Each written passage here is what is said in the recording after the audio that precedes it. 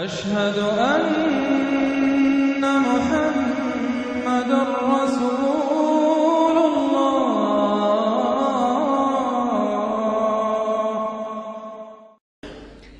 یہ جو اب تیسری صورت آ رہی ہے اس چھوٹے گروپ کی، سب گروپ کی، سورۃ الحجر، اس کا سٹائل بالکل مختلف، مزاج منفرد، لیکن اس مجموعے کے اندر جو ہے اپنے اسلوب کے اعتبار سے یہ بالکل منفرد ہے۔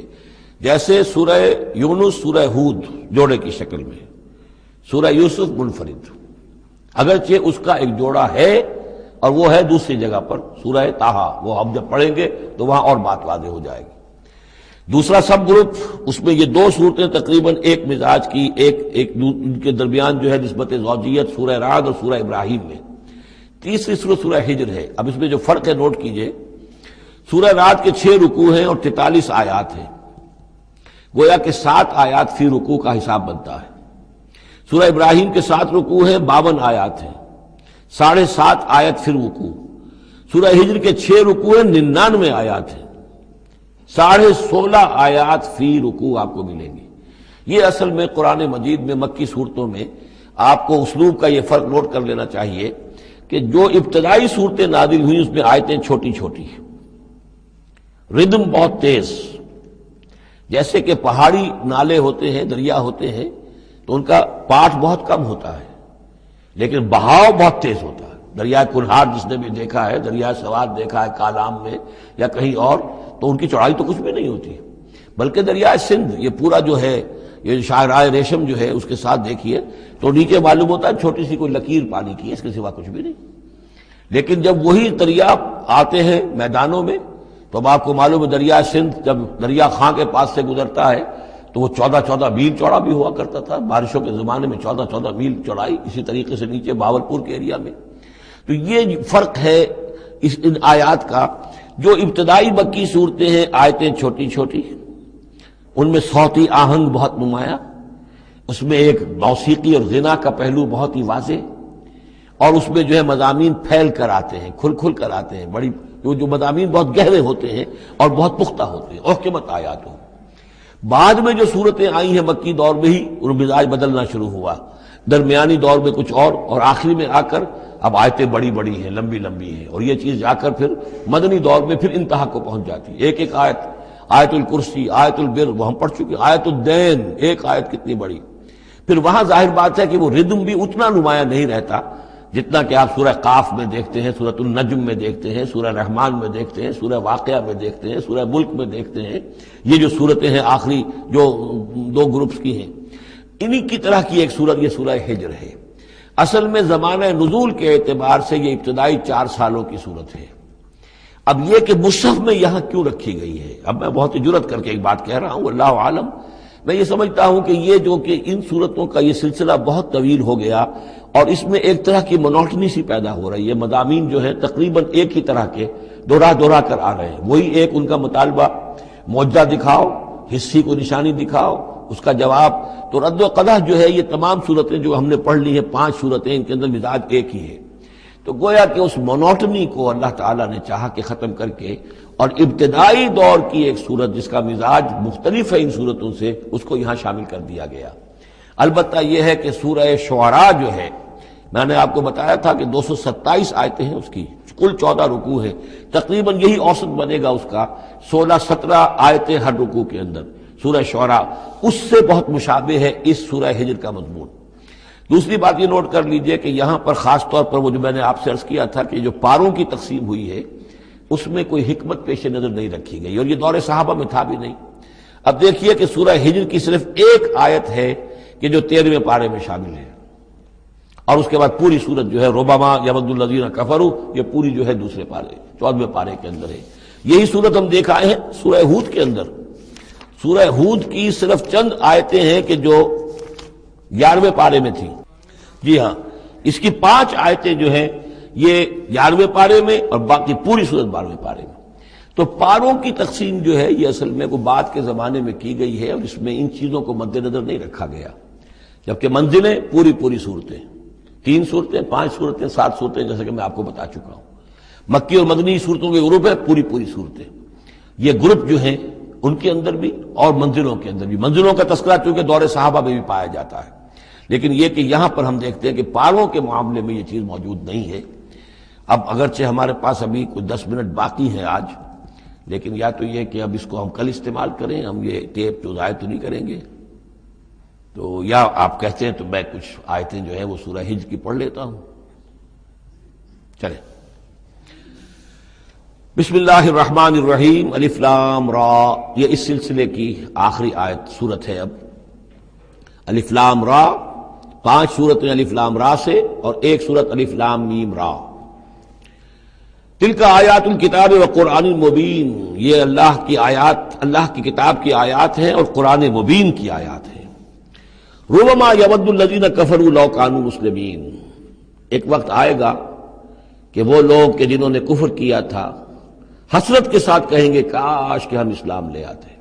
وہ وقت آئے گا، ان کا کفر ان کے لیے حسرت بن جائے گا. ذرہم یاکلوا ویتمتعوا، اے نبی چھوڑیے ان کو، نظر انداز کر دیجئے، اپنی توجہ ان کی طرف سے ہٹا لیجئے. یہ کھا پی لیں، تمتع کر لیں، فائدہ اٹھا لیں، زمین کے اندر رہ کر جو کھانا پینا ہے، جو چرنا چگنا ہے کر لیں. وَيُلْهِهِمُ الْعَمَلُ، اور امیدیں ان کو غافل کیے رکھیں. یہ جو یلہہم العمل ہے، الہا یلہی الہاءً، غافل کر دینا. حدیث میں آتا ہے ما قل وکفا خیر مما کثر والہا، اگر کوئی شے کم ہے لیکن کفایت کر جائے، آپ کی ضرورت پوری ہو جائے، یہ اس سے کہیں بہتر ہے کہ زیادہ ہو اور وہ غافل کر دے. اگر زیادتی ہے، فراوانی ہے، رزق کی سر و سامان موجود ہے، ہر چیز، کوئی ضرورت کبھی اٹکتی نہیں، تو اللہ یاد نہیں آئے گا، اللہ سے غفلت ہو جائے گی.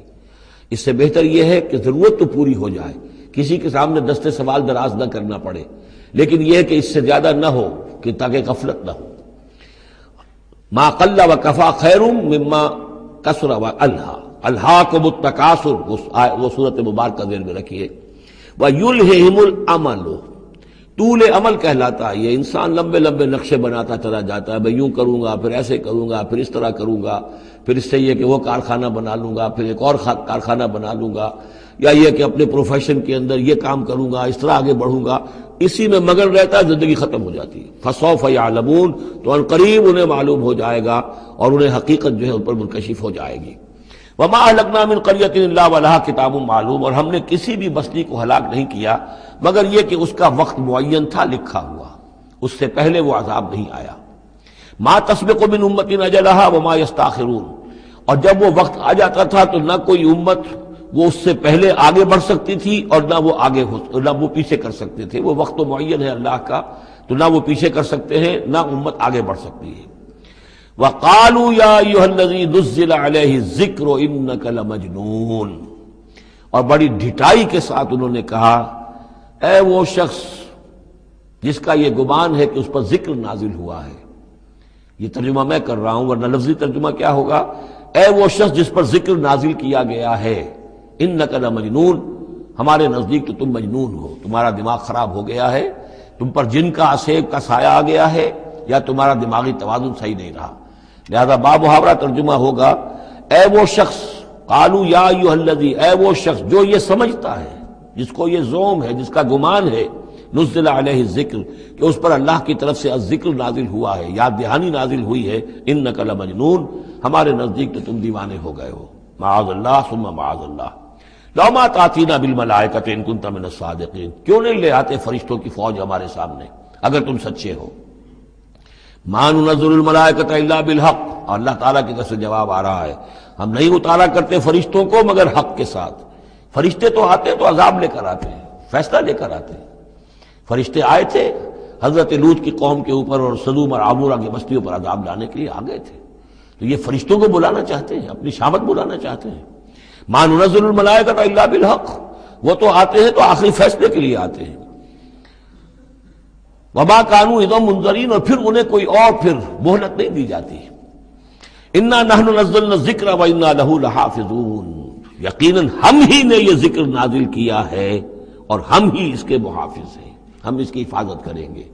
یہ آیت مبارکہ بہت اہم ہے، جیسا کہ اس سے پہلے بھی عرض ہو چکا ہے کہ قرآن کی محفوظیت کے معاملے میں کہ اللہ تعالیٰ نے اس کی حفاظت کا ذمہ خود لیا ہے. یہاں تک تو تعلق ہے انا نحن نزلنا الذکر کا تو یہ چیز تو اپلیکیبل ہے تورات کو بھی اور انجیل کو بھی. تورات بھی اللہ نے نازل کی، ہم پڑھ چکے سورہ مائدہ میں انا انزلنا التوراۃ فیہا ھدی ونور. انجیل نازل کی ہم نے، اس میں ہدایت بھی تھی، نور بھی تھا. لیکن دوسرا ٹکڑا انا لہو لحافظون، ہم ہی ہیں اس کی حفاظت کرنے والے، یہ صرف ایکسکلوسیو ہے معاملہ قرآن کا. اس کے سوا کسی اور صحیفہ آسمانی اور کسی کتاب سماوی کو اللہ تعالیٰ نے ضمانت نہیں دی. اور اس کی وجہ یہی ہے کہ اصل ہدایت نامہ جو ابدی ہے، جو کامل ہے، وہ ابھی آنے والا ہے. لہذا یہ سابقہ ایڈیشنز جو ہیں، نامکمل ایڈیشنز ہیں، یہ تو یوں سمجھیے کہ انٹرم پیریڈ کے لیے کچھ انسٹرکشنز تھی جو دے دی گئیں، ان کو مستقل طور پر محفوظ رکھنے کی کوئی ضرورت نہیں تھی. یہ ختم نبوت پر ایک بہت بڑی دلیل ہے کہ کسی بھی قادیانی سے اگر بات کی جائے تو اگر اس سے یہ کہا جائے کہ آیا تمہارے نزدیک قرآن میں ہدایت کامل ہوئی یا نہیں، تو جواب دے گا ہدایت تو کامل ہو گئی. نمبر 2، کیا تمہارے نزدیک قرآن محفوظ ہے یا نہیں؟ اگر وہ محفوظ بھی ہے تو پھر کسی اور وحی کی ضرورت کیا ہے؟ اللہ تعالیٰ کوئی کام عبث تو نہیں کرتا، ضرورت کے بغیر نہیں کرتا، کسی مقصد کے بغیر نہیں کرتا. یا تو یہ کہیں کہ ابھی ہدایت کامل نہیں ہوئی تھی، وہی جاری رہنی چاہیے، اس کا جواز ہو جائے گا. یا کہیں کہ کامل تو ہو گئی تھی قرآن میں لیکن وہ تو ضائع ہو گئی، محفوظ نہیں رہی، تب بھی وحی کی کھڑکی جو ہے اس کے کھلے رہنے کا جواز پیدا ہوگا. لیکن اگر کوئی شخص ان دونوں باتوں کو نہ مانے بلکہ اعتراف کر لے کہ ہدایت قرآن میں کامل ہو گئی اور یہ کہ وہ محفوظ بھی ہے، تو پھر اجرائے وحی، یہ تھا اصل میں جو فتنہ اٹھایا ہے غلام احمد قادیانی نے کہ وحی تو ایک نعمت تھی، کیسے بند ہو سکتی ہے، وحی کا سلسلہ جاری رہے گا. لیکن اس کو لے کر اس نے جو ہے پھر آگے اپنی نبوت کا دعویٰ کیا. لیکن اجرائے وحی کے لیے ضرورت عقلی جو ہے وہ دو شکلوں کے سوا ثابت نہیں ہو سکتی. یا ہدایت کامل نہیں ہوئی ہوتی جیسے کہ ابھی تورات میں نہیں ہوئی تھی، انجیل میں نہیں ہوئی تھی، قرآن میں آ کر کامل ہو گئی، یا کامل ہو کر اور وہ گم ہو گئی ہو، اس میں کوئی ترمیم و تنسیخ ہو گئی ہو جو کہ پھر وحی کے ذریعے سے اس کی تصحیح ہو سکے. اور دونوں باتیں اگر کوئی نہیں مانتا تو کوئی عقلی دلیل جو ہے وحی کے جاری رہنے کے لیے موجود نہیں. وَلَقَدْ أَرْسَلْنَا مِن قَبْلِكَ فِي شِيَعِ الْأَوَّلِينَ، اور اے نبی ہم نے آپ سے پہلے بھی رسول بھیجے تھے اگلی جماعتوں میں، اگلی قوموں میں. یہ شیعہ اس علیحدہ ہو جانے والے، کیونکہ قومیں بڑھتی چلی گئی نسلوں کے اندر. حضرت نوح علیہ السلام کی قوم تقسیم ہو گئی، ان کے 3 بیٹوں سے نسلیں بنتی چلی گئیں، تو یہ گویا کہ شائع ہونا، علیحدہ ہونا، پھیل جانا، پھیلتی چلی گئی. وما یاتیہم من رسول الا کانوا بہ یستہزئون، اور نہیں آیا ان کے پاس کوئی بھی رسول، جب بھی کبھی آیا مگر وہ استہزاء کرتے رہے، تبصر کرتے رہے. کذالک نسلکہ فی قلوب المجرمین، اسی طریقے سے ہم اس کو چبھو دیتے تھے مجرموں کے دلوں کے اندر. مجرموں کے دلوں میں جا کر وہ چبھ جاتی تھی، وہ سمجھ لیتے تھے کہ حق ہے، لیکن چونکہ ان کے مفادات پر زد پڑتی تھی تو وہ استہزاء کرتے تھے. لا یؤمنون بہ، وہ ایمان نہیں لائیں گے اس پر. وقد خلت سنت الاولین، اور اے نبی یہ پہلوں کی بھی یہ سنت گزر چکی ہے. یہی طریقہ ہمیشہ رہا ہے، جیسے آج آپ آئے ہیں یا ذکر آپ پر نازل کیا گیا ہے، ایسے ہی ہم رسولوں کو بھیجتے رہے، کتابیں ان پر نازل ہوئیں، لیکن یہ کہ انہوں نے مان کر نہیں دیا. وَلَوْ فَتَحْنَا عَلَيْهِمْ بَابًا مِّنَ السَّمَاءِ فَظَلُّوا فِيهِ يَعْرُجُونَ، اور اگر ہم نے اس پر آسمان کا کوئی دروازہ کھول بھی دیا ہوتا اور وہ اس میں چڑھنے لگتے، تب بھی وہ یہ کہتے لَقَالُوا إِنَّمَا سُكِّرَتْ أَبْصَارُنَا، کہ ہماری تو نگاہوں پر کچھ جادو کر دیا گیا، شکر کر دیا گیا، نظر بندی کر دی گئی تھی. بل نحن قوم مسحورون، حقیقت میں تو ہم جادو کی زد میں آ گئے تھے. وَلَقَدْ جَعَلْنَا فِي السَّمَاءِ بُرُوجًا وَزَيَّنَّاهَا لِلنَّاظِرِينَ وَحَفِظْنَاهَا مِنْ كُلِّ شَيْطَانٍ رَجِيمٍ إِلَّا مَنِ اسْتَرَقَ السَّمْعَ فَأَتْبَعَهُ شِهَابٌ مُّبِينٌ. صدق اللہ العظیم. رب اشرح لي صدري ويسر لي امري واحلل عقدة من لساني يفقهوا قولي. اللهم ربنا الهمنا رشدنا واعذنا من شرور انفسنا. اللهم ارنا الحق حقا وارزقنا اتباعه وارنا الباطل باطلا وارزقنا اجتنابه. اللهم ربنا آنس وحشتنا في قبورنا وارحمنا بالقرآن العظيم. اللهم اجعله لنا إماما ونورا وهدى ورحمة. اللهم ذكرنا منه ما نسينا وعلمنا منه ما جهلنا وارزقنا تلاوته آناء الليل وآناء النهار واجعله لنا حجة يا رب العالمين آمين. سورہ ہجر کے پہلے رکوع میں، جس کا ترجمہ ہم کر چکے ہیں، دو مرتبہ قرآن حکیم کے لیے لفظ آیا ہے الذکر، اس کی طرف خصوصی توجہ کی ضرورت ہے۔ ایک تو یہ کہ خود اللہ تعالیٰ نے فرمایا انا نحن نزلنا الذکر وانا لہ لحافظون، ہم نے ہی یہ ذکر، یہ قرآن نازل کیا ہے اور ہم ہی اس کے محافظ ہیں۔ اور ایک مرتبہ آیا ہے کہ جو آپ کے مخالفین تھے اور جو استہزاء کر رہے تھے، انہوں نے مذاق اڑاتے ہوئے کہا یا ایھا الذی نزل علیہ الذکر انک لمجنون، اے وہ شخص کہ جس کا گمان ہے ذکر نازل ہوا ہے، ہم تو سمجھتے ہیں کہ تمہارا دماغی توازن ٹھیک نہیں رہا، یا یہ کہ تم پر کسی آسیب کا سایہ آ گیا ہے۔ یہ مجنون کی وضاحت بھی سمجھ لیجئے، مجنون جن سے بھی بنا ہے۔ جن کہتے ہیں عربی زبان میں مخفی شے کو، اس لیے جنین کہلاتا ہے وہ بچہ جو ابھی رحم مادر میں ہے، جو نظر نہیں آتا، چھپا ہوا ہے، معلوم تو ہے کہ بچہ ہے، پیٹ میں ہے، لیکن یہ کہ جنین ہے وہ ابھی وہ چھپا ہوا ہے۔ اسی سے لفظ جنت بنا ہے۔ جنت جو ہے زمین کا وہ ٹکڑا ہے جس پر خوب درخت ہوں، پودے ہوں، گھاس ہو، تو زمین چھپی ہوئی ہو، زمین ڈھکی ہوئی ہے، زمین جو ہے نمایاں نہیں ہے۔ جنت وہ ہے۔ جن علیہ اللیل کا آیا تھا کہ جب حضرت ابراہیم کا تذکرہ تھا، جب رات نے اس پر تاریکی کا پردہ طاری کر دیا تو گویا کہ ہر شے چھپ گئی۔ تو یہ جو جن کسی پر آ جانا، جس کو ہم کہتے ہیں اس پر کو آسیب کا سایہ ہو گیا، تو مجنون کے معنی یہ بھی تھے۔ اور مجنون اس کو بھی کہتے تھے کہ جس کا دماغی توازن ٹھیک نہ رہا ہو۔ اور یہ بات خاص طور پر نوٹ کرنے کی ہے کہ یہ بات اصل میں حضور کے بارے میں بالکل ابتدائی دور میں کہی گئی تھی، اور اس کے کہنے والوں میں وہ لوگ بھی تھے کہ جو معاندانہ انداز میں نہیں بلکہ ہمدردانہ انداز میں کہہ رہے تھے۔ یعنی بالکل شروع میں جب حضور نے دعویٰ کیا نبوت کا اور فرمایا کہ اس طرح میں تھا وہاں غار حرا میں، اور وہاں فرشتہ آیا ہے، جبرائیل آیا ہے، تو بہت سے لوگوں کو گمان ہوا کہ معلوم ہوتا ہے کہ کوئی بدروح، کوئی آسیب کا سایہ ہو گیا ہے انہیں۔ تو اس حوالے سے اس میں صرف مخالفت ابھی نہیں تھی، بلکہ اس میں ان کے لیے واقعتاً ایک بالکل چونکہ نئی بات تھی، لہٰذا یہ کہنے کا معاملہ جو ہے اس پہلو سے بھی تھا کہ اچھے بھلے آدمی تھے، ہم سوچتے تھے کہ واقعی یہ کئی دن جا کے مراقبے کرتے ہیں، اب یہ رہتے ہیں وہاں غار میں اکیلے تنہا دن رات، تو کہیں کچھ ہو نہ جائے تو معلوم ہوتا کچھ ہو گیا ہے، تو کوئی نہ کوئی جنون عارضہ ہو گیا ہے یا جن کا سایہ ہو گیا ہے۔ تو اس لفظ کو بھی سمجھ لیجیے، اور جو بتانا تھا وہ یہ ہے کہ سورہ نون جو کہ بالکل ابتدائی دور میں نازل ہوئی ہے، جس کا نام سورہ قلم بھی ہے، 29ویں پارے کی دوسری سورت، اس میں بھی یہی بات جو ہے کہی گئی ہے۔ اسی کے حوالے سے میں آپ کو بتا رہا ہوں کہ یہ سورہ مبارکہ جو ہے بالکل ابتدائی دور کی صورتوں میں سے ہے، اسی مشابہت کی وجہ سے۔ قرآن مجید کا ذکر ہونا اس معنی میں ہے، کئی مرتبہ واضح کر چکا ہوں کہ قرآن کا فلسفہ یہ ہے کہ جو ایمانی حقائق ہیں، خاص طور پر اللہ کی ذات کا علم اور اس کی صفات کا علم، وہ روح انسانی کے اندر موجود ہے، بس صرف اس پر ظہور کا پردہ طاری ہو گیا۔ جیسے آپ کو کوئی چیز پہلے معلوم تھی، اب یاد نہیں رہی، معلوم تھی لیکن اب بھول گیا۔ بھولنے کا مطلب کیا ہے کہ وہ آپ کی یادداشت کے ذخیرے میں کہیں نیچی اتر گئی ہے۔ وہ حافظ خانہ جو ہے، ہر انسان کی میموری جو ہے، اب اس کے نہ معلوم کتنے تہہ خانے ہیں، ان میں کسی نچلے تہہ خانے میں جا کر چھپ گئی ہے، وہ آپ کے شعور کی سطح پر نہیں ہے۔ تو کوئی چیز جس کا اس سے تعلق ہو، وہ اگر سامنے آئے گی تو فوراً وہ چیز یاد آ جائے گی۔ ایک دوست سے سال ہا سال ہو گئے ملاقات نہیں، کبھی خیال بھی نہیں آیا، بھول گئے آپ اس کو، لیکن اچانک کبھی اس نے کوئی رومال آپ کو دیا تھا، کوئی قلم دیا تھا، آپ نے ٹرنک میں رکھا ہوا تھا، ٹرنک کھولا، وہ قلم یا رومال دکھائی دیا، فوراً دوست یاد آ گیا۔ تو یہ قلم یا یہ رومال جو ہے یہ آیت ہے، یہ نشانی ہے، اس نشانی سے آپ کو ایک بھولی بسلی بات یاد آ گئی۔ اسی طرح یہ آیات آفاقیہ، آیات انفسیہ، آیات قرآنیہ، یہ آیات ہیں، نشانیاں ہیں یاد دلانے کے لیے، تاکہ اللہ یاد آ جائے۔ حقیقت میں اللہ تعالیٰ کا علم اور اللہ کی معرفت سوئی ہوئی ڈورمنٹ پوزیشن میں، ڈورمنٹ کنڈیشن میں ہماری روح میں موجود ہے۔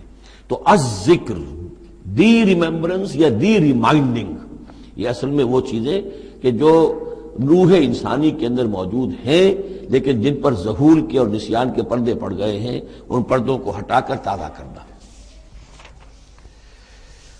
وَلَقَدْ جَعَلْنَا فِي السَّمَاءِ بُرُوجًا، اور ہم نے آسمان میں برج بنائے۔ یہ بھی ابھی ہم نہیں کہہ سکتے کہ ان کی اصل حقیقت کیا ہے، یہ بھی آیات متشابہات میں سے شمار ہوں گے۔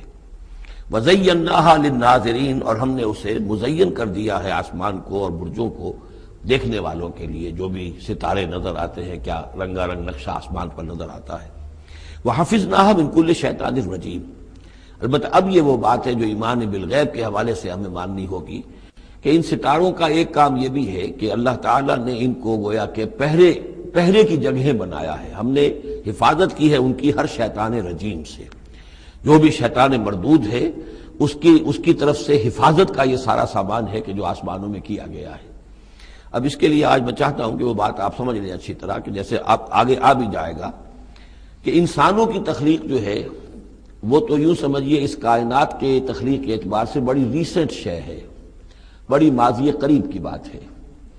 انسانوں سے بہت پہلے جنات پیدا کیے گئے تھے، جنات سے بہت پہلے ملائکہ پیدا کیے گئے تھے، اور انسانوں کی ارواح بھی اسی دور میں پیدا کی گئیں جبکہ یہ ملائکہ پیدا کیے گئے تھے۔ تو جتنی مخلوقات کو ہم جانتے ہیں، بہت سی مخلوقات اب بھی ایسی ہوگی کہ جس کا ہمیں کوئی شعور نہیں، ادراک نہیں، ہم جانتے ہی نہیں۔ جیسے ابھی ہمیں ریسنٹلی معلوم ہوا وائرس بھی کسی بلا کا نام ہے، اس سے کچھ پہلے ہمیں معلوم ہوا بیکٹیریا بھی کسی چیز کو کہتے ہیں، ورنہ یہ کہ ان چیزوں کا کوئی علم ہمیں نہیں تھا۔ ابھی پتہ نہیں اور کیا کیا چیزیں ہیں کہ جو ظہور میں آنے والی ہیں، لیکن جو چیزیں بھی آج تک ہم جانتے ہیں ان میں یوں سمجھیے کہ جن ہستیوں میں خود شعوری ہے، سیلف کانشسنس، وہ تین مخلوقات ہیں صرف، ملائکہ، جنات اور انسان۔ باقی جو حیوانات ہیں زمین کے اوپر، چاہے وہ بر کے ہیں یا بحر کے ہیں یا ہوا کے ہیں، فضا کے ہیں، پرندے ہوں یا زمین پر چلنے والے خشکی کے جانور ہوں یا دریا میں اور سمندر کے اندر جو بھی حیوانات ہیں، مچھلیاں ہیں یا اور جاندار ہیں، ان سب میں شعور تو ہے، خود شعوری نہیں ہے۔ البتہ یہ کہ ترتیب یہی ہے کہ پہلے جنات پیدا کیے گئے اور وہ چونکہ آگ سے پیدا کیے گئے تھے، تو ان کے اندر پوٹینشل جو قوت ہے وہ ہم انسانوں کے مقابلے میں بہت زیادہ ہے، اور ان کی رسائی اس کائنات میں بہت دور تک ہے۔ بس میرا یہ گمان ہے، باقی چیزیں تو میں خاص وثوق سے کہہ رہا ہوں، لیکن میرا گمان یہ ہے کہ جو سولر سسٹم ہے، چونکہ ہماری اس پوری جو ہماری یہ فیملی ہے، یہ خاندان ہے، جو یہ سولر سسٹم ہے، سورج کا کنبہ کہلاتا ہے، تو اس کا جو منبع سرچشمہ ہے وہ سورج ہے، اور معلوم ہوتا ہے کہ اسی کی آگ سے اور اسی کی لپٹ سے اور جنات کی تخلیق ہوئی ہے۔ تو یہ جنات، سولر سسٹم پورا کا پورا جو ہے وہ جنات کے دائرے میں داخل ہے، وہ اس میں آ جا سکتے ہیں۔ اس کے لیے انہیں کسی راکٹ کی ضرورت نہیں، کسی مشین کی ضرورت نہیں، کسی ذرائع کی ضرورت نہیں، بلکہ اس کی استعداد ان کے اندر موجود ہے۔ یہ پھر اپنی اس استعداد سے فائدہ اٹھا کر اس سے آگے جب ملائکہ کے ذریعے سے کچھ احکام اترتے ہیں، آسمان سے اللہ تعالیٰ کی کوئی تدبیر ہے، ملائکہ کے حوالے کیے گئے ہیں، تو یہ پھر ان سے کچھ چیزیں اچکنے کی کوشش کرتے ہیں، تاکہ وہ جا کر انسانوں میں سے جو وہ عامل لوگ ہیں، کاہن لوگ ہیں، ان کو جا کے ان کو کچھ بتا دیں کہ اب یہ ہونے والا ہے۔ اس لیے کہ ملائے اعلیٰ میں فیصلہ ہو گیا، اللہ تعالیٰ کے ہاں ایک چیز کی تدبیر جو ہے وہ طے ہو گئی، اب اللہ تعالیٰ نے فرشتوں کے حوالے کیا ایگزیکیوشن کے لیے۔ ایسے ہی ہے جیسے کہ پریزیڈنٹ ہاؤس سے تو ایک حکم جو ہے وہ جاری ہو گیا، اب اس کا اجرا ہوا ہے، اب کوئی ٹائپ کرے گا، ٹائپ کر کے اسے ڈسپیچ کرے گا، وہ پھر کسی جگہ پر پہنچے گا، پہنچتے وقت لگے گا۔ اگر وہ جو ٹائپسٹ ہے جس نے ٹائپ کیا ہے وہ ٹیلی فون کرتے کہ صاحب اب یہ حکم آنے والا ہے، وہ تو آ جائے گا، تو ظاہر بات ہے وہ حکم تو پہنچ گیا اس کو، اور اس کے حوالے سے وہ جس شخص کو اس نے یہ خبر دے دی ہے وہ اپنی دکان چمکا سکتا ہے کہ دیکھیے مجھے پہلے سے معلوم تھا کہ یہ حکم آنے والا ہے۔ تو اس کائناتی حکومت کے اندر یہ سلسلہ ہے جس کے لیے کہ پھر اللہ تعالیٰ نے اس سولر سسٹم سے آگے کی جو بھی یونیورس ہے اس میں، یہ میرا گمان ہے جو میں عرض کر رہا ہوں، اللہ عالم، اس میں جنات کو آگے بڑھنے سے روکنے کے لیے ان ستاروں کے اندر وہ میزائلز نصب کر رکھے ہیں کہ جب بھی کوئی جنات میں سے ادھر آگے ٹریس پاس کرنے کی کوشش کرتا ہے تو اس پر وہ میزائل پھینکا جاتا ہے، جس کو ہم شہاب ثاقب کہتے ہیں۔ یہ ہے پورا نظام کہ جو یہاں ہمارے سامنے آ رہا ہے۔ تو اس کی یہ حقیقت بہت حد تک تو یوں سمجھیے کہ ایمان بالغیب، کل من عند ربنا، ہمارے رب کے طرف سے ہے، ہم اس پر ایمان رکھتے ہیں، لیکن اب کسی نہ کسی حد تک یہ چیزیں جو ہے، جو بھی ہماری سائنٹیفک اب جو ارتقاء ہو رہا ہے، ترقی ہو رہی ہے، اس کے ساتھ کچھ نہ کسی درجے میں کورابوریشن ہو جاتی ہے۔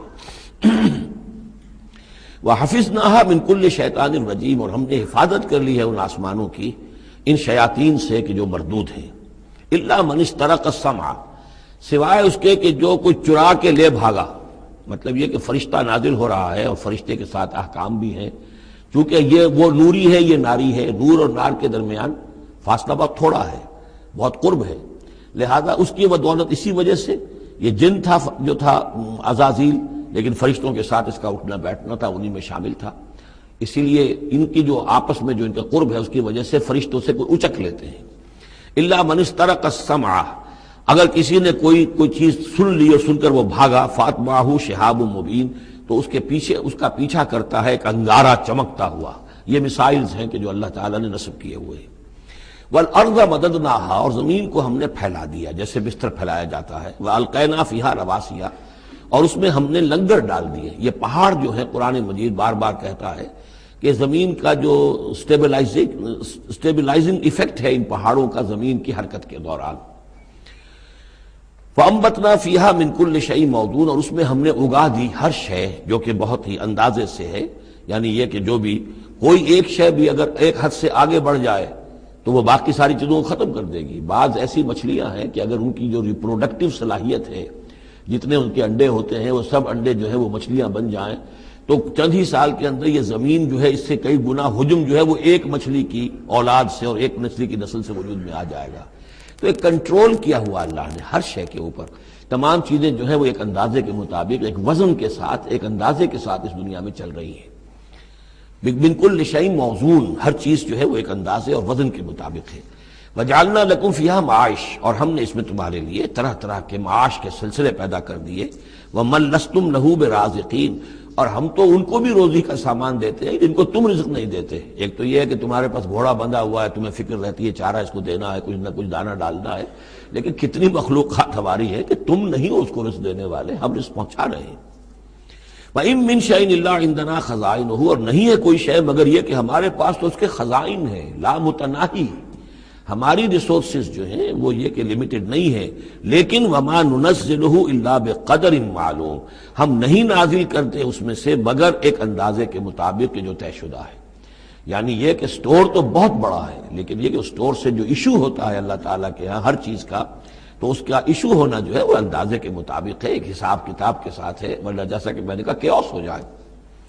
وارسلنا الرياح لواقح، اور ہم نے بھیج دی ہوائیں، ہم بھیج دیتے ہیں ہوائیں جو بوجھل ہوتی ہیں یا بوجھل کرنے والی ہوتی ہیں۔ لواقح کا مفہوم پہلے تو یہ سمجھا جاتا تھا کہ چونکہ وہ بادلوں کو لے کر آتی ہیں اس اعتبار سے، لیکن اب ادھر ایک اشارہ ہو رہا ہے جدید سائنس کے حوالے سے کہ پولن گرینز جو ہیں وہ بھی ہواؤں کے ذریعے سے آتے ہیں، اور وہ پھر آ کر پھولوں کو جب وہ وہاں فرٹیلائزیشن ہوتی ہے تو اس سے پھر وہ فصل بنتی ہے۔ تو ہوائیں جو ہیں وہ گویا کہ بار آور کرتی ہیں، اور اس طریقے سے یہ نباتاتی نظام چل رہا ہے۔ فَأَنزَلْنَا مِنَ السَّمَاءِ مَاءً، پھر ہم نے اتار دیا آسمان سے پانی، فَاسْقَيْنَاكُمُوهُ، پھر ہم نے وہ پانی تمہیں پلایا، تمہارے پینے کے لیے بندوبست کیا۔ وَمَا أَنْتُمْ لَهُ بِخَازِنِينَ، اور دیکھو تم اس کا سٹور نہیں کر سکتے، اس کا خزانہ نہیں بنا سکتے۔ کہاں کس طرح بناؤ گے خزانہ؟ واقعہ یہ ہے کہ یہ جو واٹر سائیکل ہے اس دنیا میں، یہ بھی اللہ تعالیٰ کے عظیم، یعنی سمجھئے کہ کرشموں میں سے اور اللہ کے معجزات میں سے بہت بڑا معجزہ ہے کہ یہ جو ہمارے پہاڑوں کے اوپر اتنے بڑے بڑے گلیشیئرز ہیں، یہ کیا ہے؟ یہ واٹر سٹوریج ہے، ٹینکس ہے۔ یہیں سے تو پانی ہے جو آ رہا ہے نیچے، وہ پگھل رہا ہے سب دھوپ سے، اور پھر وہ ندی نالوں سے ہو کے دریاؤں میں آیا، اور دریاؤں سے ہوتا ہوا زیر زمین سوتوں میں سے بھی گزر رہا ہے۔ وہ آپ نے کہیں پمپ سے نکال لیا، کہیں کنواں کھود لیا، پھر وہ پانی سارا کا سارا سمندروں کے اندر پہنچ گیا، ڈرین ہو گیا، پھر سمندر سے اب یہاں پر وہ ہو رہا ہے کہ دھوپ کی تمازت سے اب اس کی وہ بخارات بن رہے ہیں، اور وہ بخارات اوپر جا رہے ہیں، پھر وہ واپس جا رہا ہے، پھر وہ جو اوور ہیڈ ٹینکس ہیں وہ پھر جو ہے ریپلینش ہو رہے ہیں، وہ ساری جو کمی ہو گئی تھی پھر نئی برف پڑ گئی ہے، نیا سٹور۔ یہ جو نظام ہے اللہ کا، اور یہ واٹر سائیکل سے ہی زندگی قائم ہے۔ مبدأ حیات پانی ہے، مادہ تخلیق حیوانات کا، جو اس دنیا کے حیوانات ہیں ان کا مادہ تخلیق مٹی ہے، مادہ تخلیق جنات کا آگ ہے، مادہ تخلیق انسانی ارواح اور ملائکہ کا نور ہے، لیکن مبدأ حیات جو ہے، حیات انسانی جو ہے یہاں پر، یا حیات حیوانی جو زمین کی ہے، اس پلینٹ کے اوپر جو زندگی ہے، اس کا مبدأ پانی ہے، اس حیات کا۔ تو اب یہ پانی کا سائیکل ہے جو چل رہا ہے. وما انتم لہو بخازنین، تم اس پانی کا کتنا خزانہ کر سکتے ہو، کتنا سٹور کر سکتے ہو، کس طرح کا نظام چلا سکتے ہو، کتنے بڑے پیمانے پر یہ واٹر سائیکل جو ہے اللہ تعالیٰ نے اس دنیا کے اندر چلایا ہوا ہے. وَإِنَّا لَنَحْنُ نُحْيِي وَنُمِيتُ، اور یہ یقیناً ہم ہی ہیں جو باقی بھی رکھتے ہیں اور موت بھی وارد کرتے ہیں، زندہ بھی رکھتے ہیں اور موت بھی وارد کرتے ہیں. وَنَحْنُ الْوَارِثُونَ، اور پھر ہم ہی وارث ہوں گے. ہر شے ختم ہو جائے گی، کسی کی کوئی ملکیت نہیں رہے گی، ساری کی ساری چیزیں پھر ہماری ہی کائنات ہے، ہماری ہی ملکیت ہے. وَلَقَدْ عَلِمْنَا الْمُسْتَقْدِمِينَ مِنْكُمْ وَلَقَدْ عَلِمْنَا الْمُسْتَأْخِرِينَ، ہمارے علم میں سے ہے کون لوگ تم میں سے آگے بڑھیں گے. اب دیکھیے چونکہ ابتدائی زمانے کی صورت ہے یہ، اب کون لوگ ہوں گے جو آگے بڑھ کر قرآن کو سینے سے لگائیں گے، کون لوگ ہوں گے جو محمد کی دعوت پر لبیک کہیں گے. یعنی جو ہم پڑھ چکے ہیں سورہ توبہ میں، السابقون الاولون من المہاجرین والانصار والذین اتبعوہم باحسان، یہ کون لوگ ہوں گے ہمیں معلوم ہے. ہم تو پہلے سے جانتے ہیں کہ ابو بکر ایک لمحے کی دیر نہیں لگائے گا، ہمیں معلوم ہے کہ عثمان کو ایک کچھ زیادہ وقت نہیں لگے گا، ہمیں معلوم ہے کہ ابو بکر کی تبلیغ سے یہ طلحہ اور زبیر اور عبد الرحمن ابن عوف اور سعید ابن زید اور یہ سب لوگ جو ہے ایمان لے آئیں گے، اور ہمیں یہ بھی معلوم ہے کون پیچھے رہ جائے گا، وہ بھی ہمیں معلوم ہے. وَلَقَدْ عَلِمْنَا الْمُسْتَقْدِمِينَ مِنْكُمْ وَلَقَدْ عَلِمْنَا الْمُسْتَأْخِرِينَ وَإِنَّ رَبَّكَ هُوَ يَحْشُرُهُمْ، اور پھر آپ کا رب ان سب کو جمع کرے گا. انہ حکیم علیم، یقیناً وہ کمال حکمت والا اور علم رکھنے والا ہے. اب جو اگلا رکوع آ رہا ہے سورہ مبارکہ کا، یہ اس اعتبار سے بڑا اہم ہے کہ اس میں تخلیق انسانی کے ضمن میں ایک بڑی ثقیل اصطلاح استعمال ہوئی ہے، اور یہ ثقیل اصطلاح 3 مرتبہ آئی ہے. اب ظاہر بات ہے کہ قرآن مجید جو ہے اگر اس طرح کی کوئی شکل اختیار کرتا ہے تو کوئی نہ کوئی حکمت اور ضرورت اس کی پشت پر ہوتی ہے. وَلَقَدْ خَلَقْنَا الْإِنسَانَ مِنْ صَلْصَالٍ مِّنْ حَمَإٍ مَّسْنُونٍ، اور یقیناً ہم نے انسان کو بنایا ہے اس مٹی سے جو سنی ہوئی تھی گارے کی اور پھر سوکھ کر کھنکنے لگی. حَمَإٍ مَّسْنُون، سنا ہوا گارا جس میں سے بدبو بھی اٹھ رہی ہو. دیکھیے یہ جو انسان کے مادہ تخلیق کے ضمن میں قرآن میں الفاظ آئے ہیں اب ان کو گنتے جائیے. نمبر 1 تراب، مٹی سے بنایا انسان کو. مٹی میں پانی مل گیا، گارا بن گیا، تو اس کو کہتے ہیں تین، من تین. خلقتنی من نار وخلقتہ من تین، یہ سورہ اعراف میں ہم پڑھائے ہیں. ابلیس نے کہا تھا کہ مجھے تو نے بنایا آگ سے اور اس کو بنایا آدم کو گارے سے، اور اب چاہتا اور مجھے حکم دے رہا ہے کہ میں اس کے سامنے جھکوں، میں تو اس کے سامنے نہیں جھک سکتا. تین کے بعد آیا تین لازب، گارا پڑا رہے تو وہ جب اس کے اندر پھر کچھ چپچپاہٹ پیدا ہو جاتی ہے، اور یہ پرانے زمانے میں ہوتا تھا. اب تو میں سمجھتا ہوں کہ جدید نسل کو تو ان چیزوں کا علم ہی نہیں ہے. کچے گھر بنتے تھے تو انہیں لیپتے تھے، پوتتے تھے، گارا بناتے تھے، تغاری ہوتی تھی، پھر مٹی کے اندر تھوڑی سی توڑی ڈال دیتے تھے. کوئی آرگینک میٹر ڈالیں گے تو فرمنٹیشن ہوگی، فرمنٹیشن ہوگی تو لیس سا اٹھے گا. ورنہ یہ کہ گارا جو ہے اگر اس گارے سے اگر پلسٹر کریں گے تو وہ پھٹ جائے گا. لیکن جب وہ گارا ذرا سن جاتا ہے، اس میں لیس پیدا ہو جاتا ہے، تو پھر اب جب اس کے ساتھ لیپتے تھے دیواروں کو، میں نے تو اپنے بچپن میں یہ سب دیکھا ہے، ایسے گھروں میں ہم رہے بھی ہیں کہ جن میں یہی فرش بھی اسی طریقے سے لیپے ہوئے ہوتے تھے اور دیواریں بھی ہوتی تھی. تو یہ کہ پھر اس کے اندر وہ ایک لیس سا پیدا ہو جاتا ہے فرمنٹیشن سے، وہ تین لازم ہے. اس سے اگلی سٹیج یہ ہے کہ اب وہ سڑنے لگے. یہ یعنی فرمنٹیشن اتنی پہنچ گئی کہ اس میں ہے حَمَإٍ مَّسْنُون، سنا ہوا گارا. پھر اگر کسی وجہ سے وہ خشک ہو جائے تو اب وہ کھنکنے لگتا ہے. جیسے کہ کبھی آپ نے دیکھا ہوگا ساحل کے قریب یا کسی دلدلی علاقے میں پپڑی اوپر آ جاتی ہے، جیسے زمین کے اوپر جو ہے پپڑی سی ہوتی ہے، اس پر آپ چلتے ہیں تو وہ کر کر ٹوٹتی ہے، کھنکنے والی مٹی بن جاتی ہے. وہ سنا ہوا گارا خشک ہو کر کھنکنے لگتا ہے. یہ سٹیجز ہیں ان مادہ تخلیق کی کہ جو آدم یا انسان کی تخلیق کے ضمن میں قرآن میں آئے. حالانکہ ایک لفظ بھی کفایت کر سکتا تھا، مٹی سے بنایا، تین سے بنایا، گارے سے بنایا، پھر تین لازم سے بنایا، پھر حَمَإٍ مَّسْنُون سے بنایا، من صلصال کالفخار سے بنایا، اور صلصال من حَمَإٍ مَّسْنُون، پھر صلصال کالفخار آخری سٹیج ہے. وہ ایسے بجنے لگا جیسے کہ اب یہ جو ہے وہ آئے گا سورہ رحمان میں. تو اس سے یقیناً کورابریشن ہو رہی ہے کہ جو بھی ایوولوشن کا جو بھی نظریہ آیا ہے، اب اس میں اس کو بھول جائیے کہ اللہ تعالیٰ نے اسپیشل کریشن انسان کی اور باقی حیوانات ہو سکتا ہے اس ایوولوشن کے ذریعے سے پیدا کیے ہوں.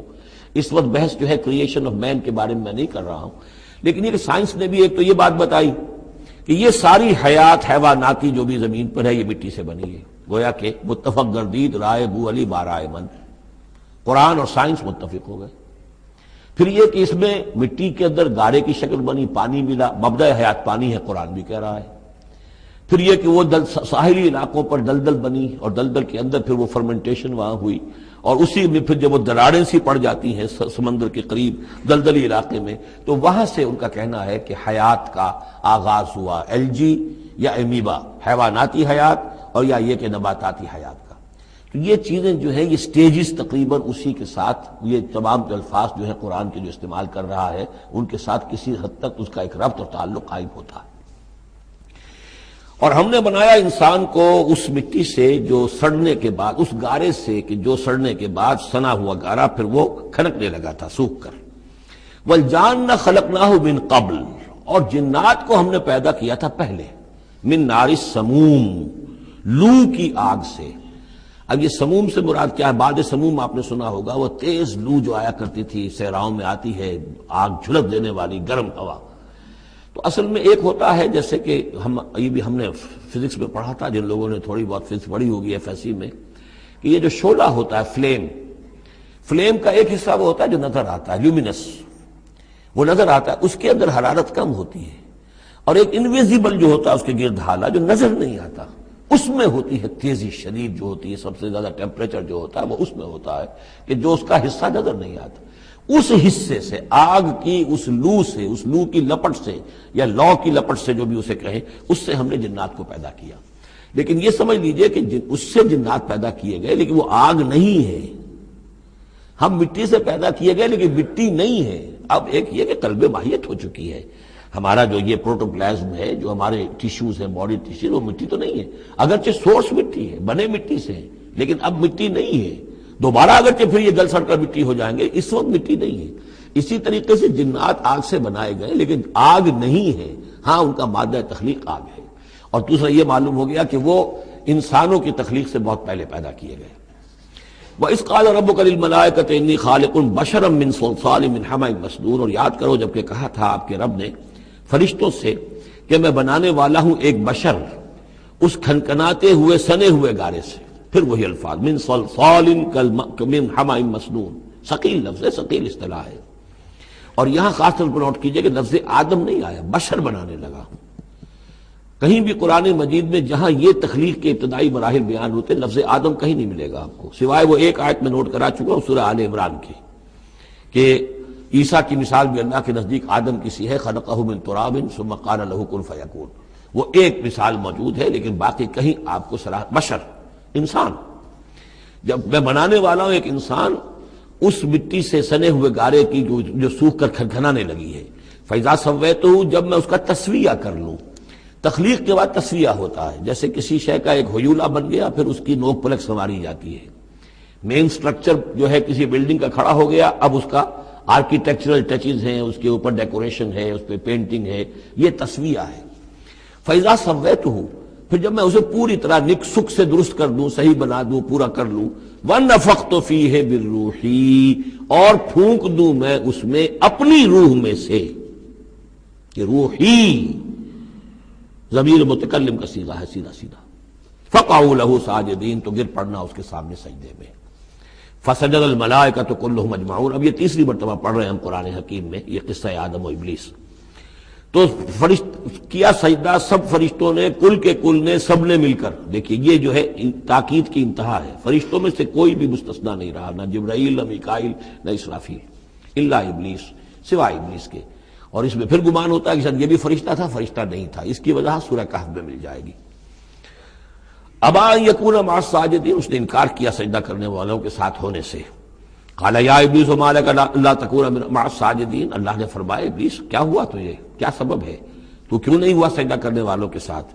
قال لم اکن لاسجد لبشر خلقتہ من صلصال من حمأ مسنون، اس نے کہا میرے لیے یہ روا نہیں ہے، میرے لیے ممکن نہیں ہے کہ میں سجدہ کروں اس بشر کو جس کو تو نے پیدا کیا ہے سنے ہوئے گارے سے، جبکہ وہ کھنکھنانے لگا ہوا۔ قال فاخرج منها فإنك رجيم، اللہ نے فرمایا تو نکل جاؤ یہاں سے، اس میں سے نکل جاؤ، اس لیے کہ اب تم مردود ہو گئے ہو۔ وإن عليك اللعنة إلى يوم الدين، اور اب تم پر لعنت رہے گی یوم الدین تک، جزا و سزا کے دن تک، یوم بعث بعد الموت تک۔ قال رب فانظرني إلى يوم يبعثون، تو اس نے درخواست کی کہ پروردگار پھر مجھے ذرا مہلت دے دے، ڈھیل دے دے، اس دن تک کے لیے جس دن کے یہ دوبارہ اٹھائے جائیں گے۔ قال فإنک من المنذرین، اللہ تعالیٰ نے اسی شان بے نیازی کے ساتھ فرمایا اچھا جاؤ ٹھیک ہے، تمہیں ڈھیل دے دی گئی، تمہیں یہ رخصت مل گئی، تمہیں یہ چھوٹ مل گئی، مہلت مل گئی، الی یوم الوقت المعلوم، اس وقت معین کے دن تک، یعنی یہ کہ اس وقت تک تم زندہ رہو گے۔ وہ ابلیس جو ہے جن، ویسے جنوں کی زندگیاں شاید انسانوں سے زیادہ ہوتی ہوں، میں نہیں جانتا کتنی ہوتی ہیں، لیکن یہ کہ کوئی اور جن نہیں ہے کہ جو اس وقت سے آج تک زندہ ہو سوائے اس ایک جن کے جس کا نام عزازیل تھا، اور یہ جن جو ہے وہ ابھی تک زندہ ہے اپنی اسی ذات کے ساتھ، باقی اس کی اولاد، اس کی اور نسل جو ہے، اس کی ذریت ہے، وہ اپنی جگہ ہے۔ قال رب بما اغویتنی، اب اس نے کہا پروردگار جو تو نے مجھے گمراہ کیا، اب نوٹ کیجئے وہ گمراہی کو اللہ کی طرف منسوب کر رہا ہے۔ بما اغویتنی، تو نے جو مجھے گمراہ کیا ہے، لأزینن لہم فی الارض ولأغوینہم اجمعین، تو میں اب ان کو یعنی آدم کی اولاد، آدم اور حوا کی اولاد کو میں زمین میں ان کو خوب مزین کر دوں گا، زمین ان کے لیے یہ اسی میں خوب گم ہو جائیں گے، زمین اور اس کی چمک دمک اور اس کی رونقیں اور زیبائشیں آرائشیں ان کی نگاہوں میں کھب جائیں گی۔ وَلَأُغْوِيَنَّهُمْ أَجْمَعِينَ، تجھے بھول جائیں گے، وہ لگ جائیں گے انہی چیزوں کے اندر، اور میں ان سب کو گمراہ کر کے چھوڑوں گا۔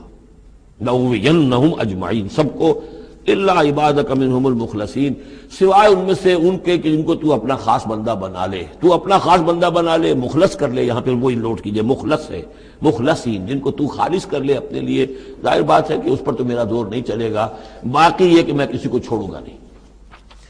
قال ھذا صراط علی مستقیم، اللہ تعالیٰ نے فرمایا ٹھیک ہے، یہ راستہ ہے میری طرف سیدھا، یعنی یہ میرے اور تمہارے درمیان معاملہ طے ہو گیا، میں نے تمہیں چھوٹ دی، تم اپنا زور لگا لو، جس طرح بھی چاہو بہکا لو، باقی یہ کہ ان عبادی لیس لک علیہم سلطان، میرے بندوں پر تجھے اختیار کوئی نہیں ہوگا، یعنی اختیار کسی بھی انسان پر نہیں ہے، یہ نہیں کہ جس کو اللہ نے مخلص کر لیا ہو اس پر اختیار نہیں، اختیار اسے کسی بھی انسان پر نہیں ہے۔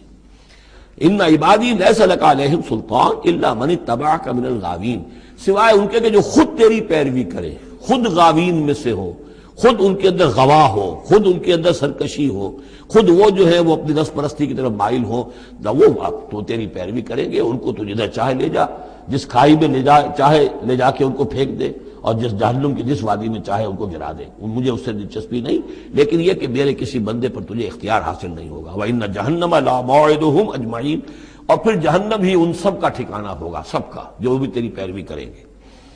لہا سبعۃ ابواب، اس جہنم کے 7 دروازے ہیں، لکل باب منہم جزء مقصوب، اور ہر ان میں سے ہر دروازے کے لیے ہم نے ایک اس کا نصیب مقرر کر رکھا ہے کہ اتنے جن اتنے انسان اس سے جائیں گے۔ ہو سکتا ہے کہ وہ بڑے بڑے کبیرہ گناہوں کے حوالے سے کہ یہ لوگ جو ہے جو ان گناہوں میں ملوث ہوں گے وہ اس دروازے سے جائیں گے، جو ان گناہوں میں ملوث ہوں گے وہ اس سے جائیں گے، واللہ اعلم۔ ان المتقین فی جنات وعیون، اب وہی سائملٹینیس کنٹراسٹ کہ جب جہنم والوں کا تذکرہ ہوا تو متقین کا بھی، اور جو اہل تقوی ہوں گے فی جنات وعیون، وہ ہوں گے جنتوں میں، باغات میں اور چشموں میں، ادخلوها بسلام آمنین، ان سے کہا جائے گا داخل ہو جاؤ ان باغات میں پورے امن کے ساتھ، کوئی خوف نہیں، کوئی اندیشہ نہیں۔ وَنَزَعْنَا مَا فِي صُدُورِهِم مِّن غِلٍّ، یہ مضمون پہلے بھی آ چکا ہے، اور ہم نکال دیں گے ان کے دلوں میں سے جو کچھ قدورت ہوگی، اہل ایمان کی آپس میں کوئی شکوہ، کوئی شکایت، کسی سے کوئی تکدر ہو، کوئی غل ہو، وہ ہم نکال دیں گے۔ عَلَىٰ سُرُرٍ مُتَقَابِلِينَ، وہ بیٹھے ہوئے ہوں گے تختوں کے اوپر ایک دوسرے کے آمنے سامنے۔ جب کسی سے ناراضگی ہو تو آدمی آنکھیں چار نہیں کرتا بلکہ نظر چرا جاتا ہے، لیکن جب کوئی ایسی بات نہیں، دل صاف ہے، تو آمنے سامنے بیٹھ کے گفتگو باتیں کریں گے، سینگ آئی ٹو آئی۔ متقابلین لا یمسہم فیہا نصب، انہیں نہیں پہنچے گی اس میں نہ تو کوئی تکان، وما ہم منہا بمخرجین، نہ پھر وہ اب اس سے نکالے جائیں گے۔ جب اہل جنت میں داخل ہونے کے بعد کسی کا وہاں سے نکلنے کا امکان نہیں۔ نبئ عبادی، اے نبی میرے بندوں کو بتا دیجئے، انی انا الغفور الرحیم، کہ میں یقیناً غفور ہوں، رحیم ہوں۔ میری اصل شان تو یہ ہے، لیکن وان عذابی هو العذاب العلیم، میری ایک دوسری شان بھی ہے، اور وہ یہ ہے کہ میرا عذاب تو وہ بھی بہت دردناک عذاب ہے۔ لہذا کوئی آدمی جو ہے وہ نڈر نہ ہو جائے، نچنت نہ ہو جائے، وہ میری مغفرت کی امید بھی رکھے، میری رحمت سے آس بھی لگائے رکھے، لیکن یہ کہ میرے عذاب سے ڈرتا بھی رہے۔ بین الخوف والرجاء، یہ کیفیت رہنی چاہیے۔ وَنَبِّئْهُمْ عَنْ ضَيْفِ ابراہیم، اور ذرا ان کو بتا دیجئے حالات ابراہیم کے جو مہمان آئے تھے ان کے بارے میں، وہی جو پہلے ہم پڑھ چکے ہیں سورہ ہود میں۔ اِذْ دَخَلُوا عَلَيْهِ فَقَالُوا سَلَامًا، جب وہ داخل ہوئے حضرت ابراہیم کے ہاں مکان پہ آئے، انہوں نے کہا سلام، قال انا منکم وجلون، تو حضرت ابراہیم نے کہا کہ ہمیں تو تم سے کچھ خوف آ رہا ہے، آپ لوگ کون ہیں، ذرا اپنی آئیڈینٹی بتائیے۔ قالوا لا توجل انا نبشرک بغلام علیم، انہوں نے کہا کہ نہیں ڈریے نہیں، ہم تو آپ کو ایک بڑے صاحب علم بیٹے کی بشارت دینے آئے ہیں۔ قال بشرتمونی علی ان مسنی الکبر فبما تبشرون، تو حضرت ابراہیم نے فرمایا کہ یہ کیا بشارت آپ مجھے دے رہے ہیں، اس کے باوجود، علی یہاں علی الرغم کے معنی میں، اس کے باوجود کہ مجھ پر بڑھاپا طاری ہو چکا ہے، تو ذرا سوچ سمجھ کے بشارت دیجیے، کوئی غلطی تو نہیں لگی ہے آپ کو۔ قالوا بشرناک بالحق، انہوں نے کہا نہیں ہم نے بشارت آپ کو دی ہے حق کے ساتھ، قطعی اور حقیقی بات ہے، شدنی امر ہے، یہ ہو کر رہنے والا ہے۔ فلا تکن من القانتین، تو اے ابراہیم آپ تو پھر نا امید لوگوں میں سے تو نہ ہو جائیے، مایوس نہ ہو جائیے۔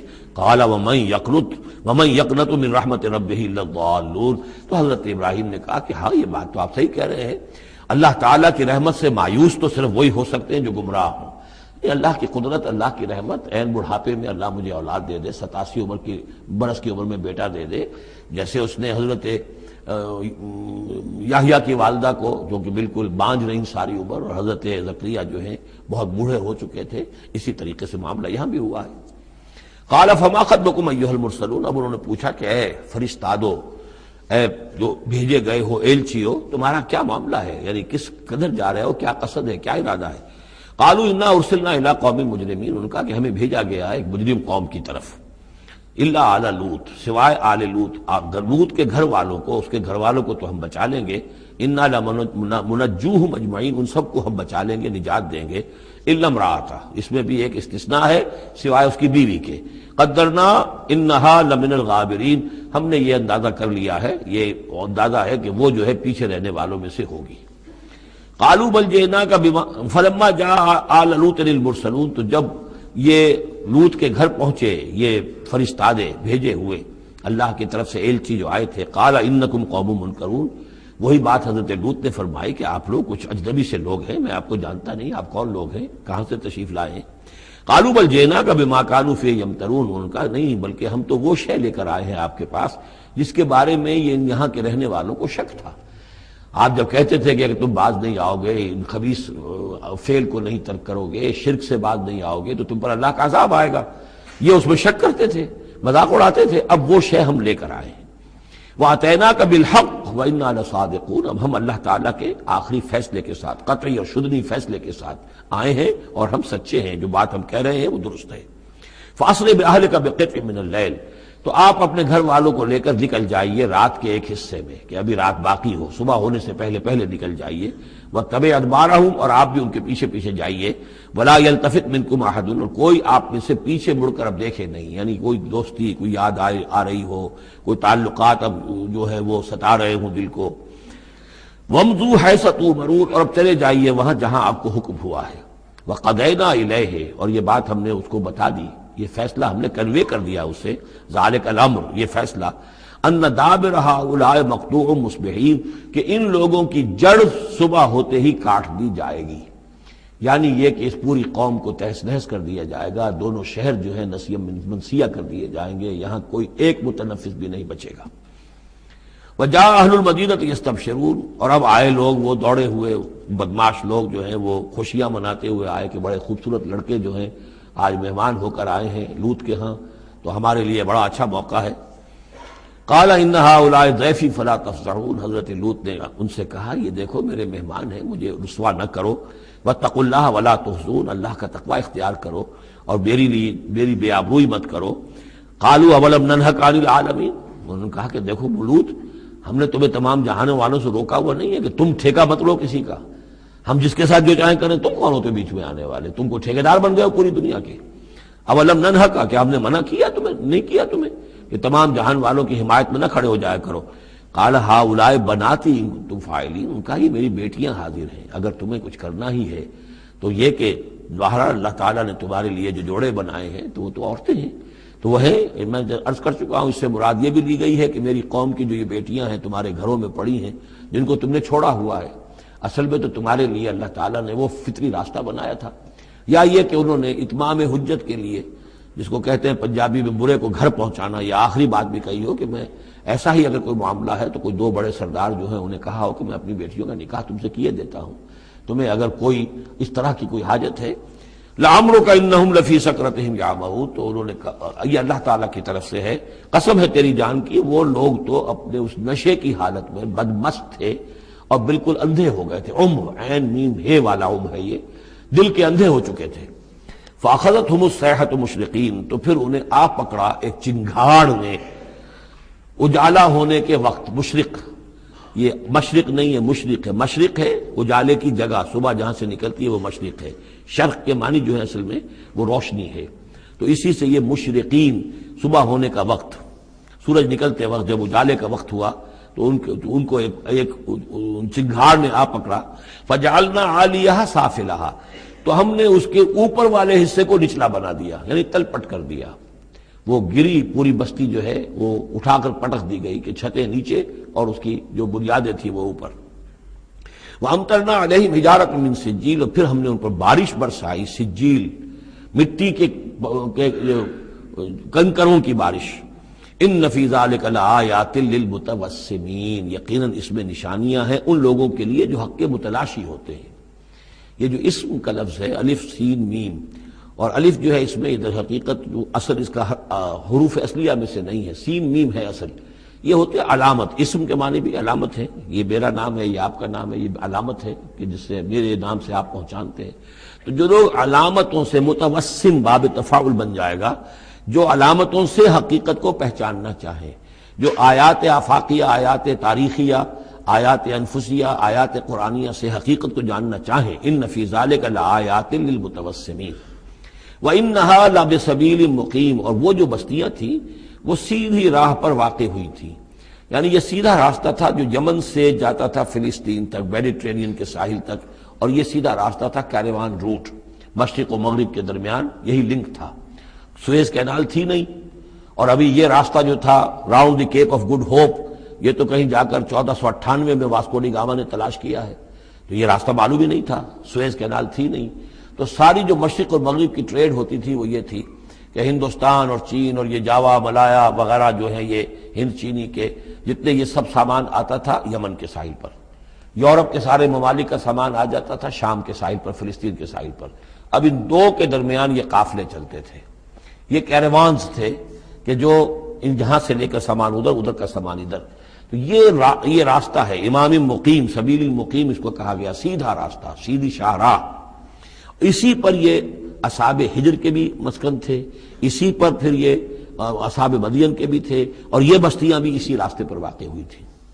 ان فی ذلک لآیۃ للمؤمنین، یقیناً اس میں نشانی ہے اہل ایمان کے لیے. وان کان اصحاب الایکۃ لظالمین، اسی طریقے سے جو بن والے تھے، مدین والے، وہ بھی بہت ظالم تھے. یہ ایکا کا لفظ بھی ان کے لیے آیا ہے، یہ مدین والے. فانتقمنا منہ، یہاں پہ صرف تذکرہ ہو رہا ہے. یہاں تذکرہ آپ نے دیکھا کہ صرف حضرت لوط علیہ السلام کا ہوا ہے اس انباء الرسل کے انداز میں. باقی حضرت ابراہیم کا تذکرہ ہو گیا ہے، وہ وہی ہے قصص النبیین کے انداز میں. باقی یہاں پہ جو تذکرے ہو رہے ہیں یہ بھی صرف ذکر ہے، یہ انباء الرسل کا ذکر ہے کہ جیسے حضرت شعیب، لیکن شعیب کا نام نہیں یہاں آیا، بلکہ یہ کہ صرف یہ کہ مدین والے. فانتقمنا منہم، ان سے بھی ہم نے انتقام لیا. وَإِنَّهُمَا لَبِإِمَامٍ مُبِينٍ، اور یقیناً وہ بھی، یہ دونوں جو بستیاں ہیں کھلے راستے پر واقع ہوئی ہیں، وہی راستہ جو میں نے ابھی آپ کو بتایا ہے. وَلَقَدْ كَذَّبَ أَصْحَابُ الْحِجْرِ الْمُرْسَلِينَ، اصحاب الحجر یہ قوم سمود کا دوسرا نام ہے. وہ علاقہ جو ہے جہاں یہ قوم سمود آباد تھی اس کو علاقے کو حجر بھی کہتے ہیں. جیسے کہ وہ علاقہ جہاں قوم عاد آباد تھی اسے احقاف کہتے ہیں. اس علاقے کا نام احقاف تھا، قوم کا نام عاد تھا، جو رسول بھیجے گئے وہ ہود تھے. اس علاقے کا نام حجر ہے، قوم کا نام سمود ہے، جو رسول بھیجے گئے وہ حضرت صالح تھے علیہ الصلوۃ والسلام. وَلَقَدْ كَذَّبَ أَصْحَابُ الْحِجْرِ الْمُرْسَلِينَ، اسی طرح ہجر والوں لوگوں نے بھی، اس علاقے کے لوگوں نے بھی جھٹلایا بھیجے ہوں کو، رسولوں کو. ان میں سے بہت سے نبی ہوں گے، پھر بعد میں اللہ نے آخری جو ہے حضرت صالح علیہ السلام کو بھیجا رسول کی حیثیت سے. وَآتَيْنَاهُمْ آیَاتِنَا، انہیں ہم نے اپنی آیات دیں. ان کو تو خاص طور پر جو ہے وہ اتنی حصی نشانی دکھائی گئی. ایک وہ جو اونٹنی کا معاملہ، حضرت صالح کی اونٹنی کا معجزہ. فَكَانُوا عَنْهَا مُعْرِضِينَ، لیکن وہ ان سے منہ ہی پھیرتے رہے، اعراض ہی کرتے رہے. وَكَانُوا يَنْحِتُونَ مِنَ الْجِبَالِ بُيُوتًا آمِنِينَ، اور وہ پہاڑوں کو تراش کر اپنے لیے بڑے امن والے گھر بناتے تھے. یہ گھر آج بھی موجود ہیں. میں خود بھی ایک مرتبہ گیا ہوں اور دیکھ کر آیا اس پورے علاقے کو۔ فاخذتهم الصیحۃ مصبحین، تو انہیں بھی آ پکڑا ایک چنگھاڑ نے صبح کے وقت۔ فما اغنی عنہم ما كانوا یکسبون، تو کچھ نہ کام آ سکا ان کے وہ ساری کمائی جو انہوں نے کی تھی، جو کچھ انہوں نے مال اسباب جمع کیا تھا، عذاب الہی سے بچانے میں کچھ بھی مفید ثابت نہ ہوا۔ تو اس سورہ مبارکہ میں گویا کہ حضرت شعیب کا نام لیے بغیر ان کا ذکر آ گیا، حضرت صالح کا نام لیے بغیر ان کا ذکر آ گیا، حضرت لوط کا ذکر جو ہے وہ نام کے ساتھ آیا۔ تو تین تو ہیں وہ انباء الرسل میں سے، اور ایک حضرت ابراہیم علیہ السلام کا ذکر، وہ اسی انداز میں جس انداز میں کہ سورہ ہود میں اس سے پہلے آ چکا ہے۔ اب جو آخری 15 آیات ہیں اس سورہ مبارکہ کی وہ بڑی اہم ہیں دعوت دین کے اعتبار سے، اور جس حالت میں کہ اس وقت محمد رسول اللہ صلی اللہ علیہ وسلم تھے، اور اس سے بھی آپ کو معلوم ہو جائے گا کہ یہ خاص اس دور میں نازل ہوئی ہے جبکہ حضور کی دعوت جو ہے ابھی ابتدائی مراحل میں تھی، اور ابھی آپ کو پہلے تو آپ کی دعوت کا دور تھا کہ آپ پرسن ٹو پرسن دعوت دے رہے تھے، علل اعلان اس معنی میں نہیں، ڈنکے کی چوٹ نہیں، بلکہ جن سے تعلق تھا، جن سے دوستی تھی، جن سے پرانی واقفیت تھی، جسے آپ کہیں گے کہ پرسن ٹو پرسن جو ہے دعوت چل رہی تھی۔ اگرچہ کوئی دور بھی حضور کی دعوت میں انڈر گراؤنڈ دور کا نہیں آیا ہے، خفیہ دعوت ایک دن کے لیے بھی نہیں۔ بعض لوگ اس دور میں بعض تحریکیں ایسی ہیں کہ جو اس کو خفیہ سے تعبیر کرتے ہیں کہ انڈر گراؤنڈ موومنٹ تھی، تو یہ غلط ہے۔ انڈر گراؤنڈ دعوت کا حضور کی دعوت میں سیرت میں ایک دن بھی نہیں ہے۔